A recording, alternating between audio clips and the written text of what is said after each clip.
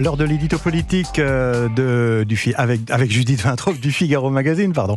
Bonjour Judith. Bonjour Lionel, bonjour Estelle. Bonjour. Alors ce matin, vous allez nous parler de la Nouvelle-Calédonie parce que c'est un sujet qui est passé un petit peu au second plan ces dernières semaines et pourtant les choses ne s'arrangent pas. Ah non, effectivement, puisqu'il y a eu encore un mort jeudi à l'est du territoire quand des gendarmes mobiles ont voulu libérer une route bloquée par des émeutiers.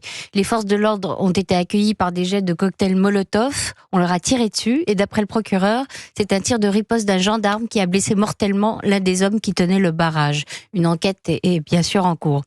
Depuis le déclenchement des émeutes il y a 3 mois, 11 personnes sont mortes au cours des affrontements, dont 2 gendarmes. Et le couvre-feu était censé être levé lundi, le couvre-feu nocturne. Cela signifie que la situation est toujours hors de contrôle. Les journalistes sur place disent que la population vit au jour le jour. Le déploiement sans précédent des forces de l'ordre a permis de rétablir un semblant de calme, mais les affrontements sporadiques continuent et la Nouvelle-Calédonie est à la merci d'un nouvel embrasement. Plus de 2400 personnes ont été interpellées, parmi lesquelles des membres de la CCAT, la cellule de coordination des actions de terrain qui a orchestré le soulèvement contre le projet de dégel du corps électoral. 5 d'entre eux ont été placés en détention provisoire en métropole. Ces arrestations ont accru les tensions. Les émeutiers exigent désormais leur remise en liberté. Jean-Luc Mélenchon relaie leurs revendications en accusant Emmanuel Macron d'avoir déporté ses militants au bagne dans l'Hexagone.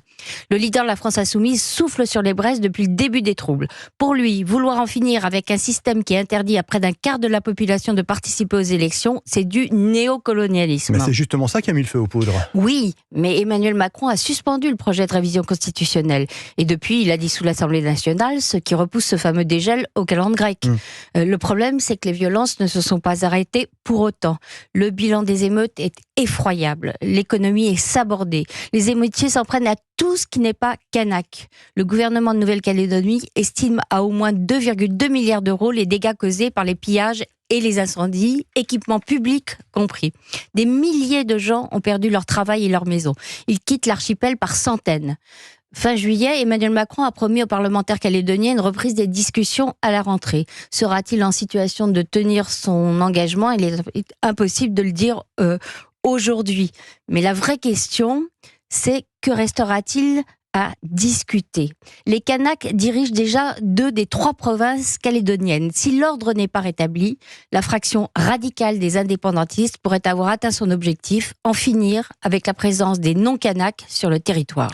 Signature Europe 1, Judith Vintraub du Figaro Magazine. Merci Judith.